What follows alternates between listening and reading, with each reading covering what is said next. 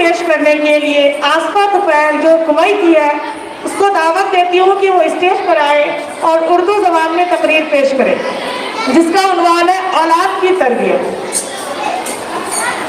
شہنشاہ بلاغت چلے آئیے، شہنشاہ بلاغت چلے آئیے، لے کے گلزار طیبہ کے گل کی مہک، تاجدار فصاحت چلے آئیے، تاجدار فصاحت چلے آئیے، مشکبار خطابت چلے آئیے۔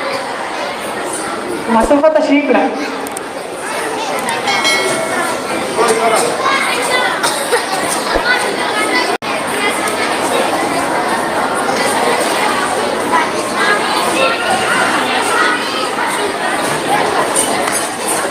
السلام علیکم ورحمۃ اللہ وبرکاتہ۔ وعلیکم السلام۔ نحمدہ ونصلی علی رسولہ الکریم، اما بعد، قال النبی صلی اللہ علیہ وسلم، من احلا والد ولدہ افضل عدب حسن۔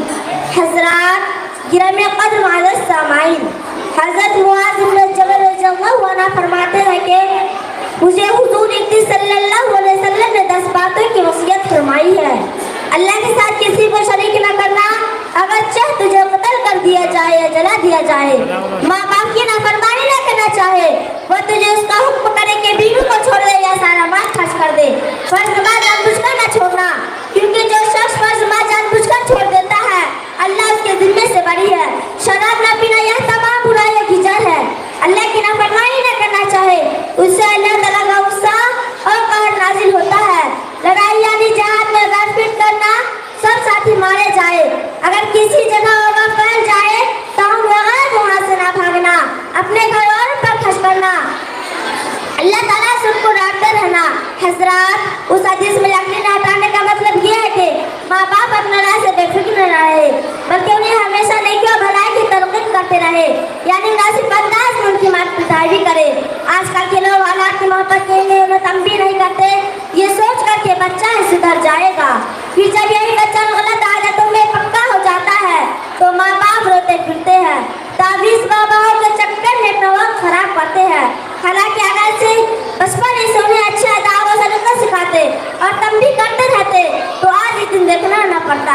بچوں کو تنبیہ کے لیے مارنا محبت کے خلاف نہیں ہے، بلکہ یہی سچی محبت ہے کہ حضرت لقمان حکیم کا ارشاد ہے، باپ کی مار اولاد کے لیے جیسے کھیتی کے لیے پانی۔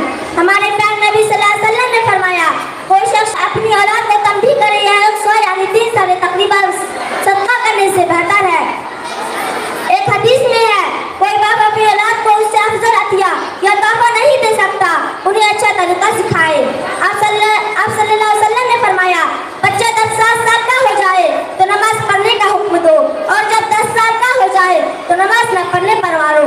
حضرات اپنے بچوں کی دنیا کے لیے انہیں وہی تعلیم دینی چاہیے، لیکن ان کی پرسکون زندگی اور آخرت کی کامیابی کے لیے دین و شریعت کی تعلیم دنیا ہماری مذہبی ذمہ داری ہے، دنیا ہماری مذہبی ذمہ داری ہے، اندھیرا کی ہو گیا، ورنہ کل قیامت کے دن جواب دینا پڑے گا۔ ذرا سوچئے، اگر اپنے بچے کو سب کچھ دیا لیکن ان کی صحیح تربیت نہیں کی، دین نہیں سکھایا اور ہمارے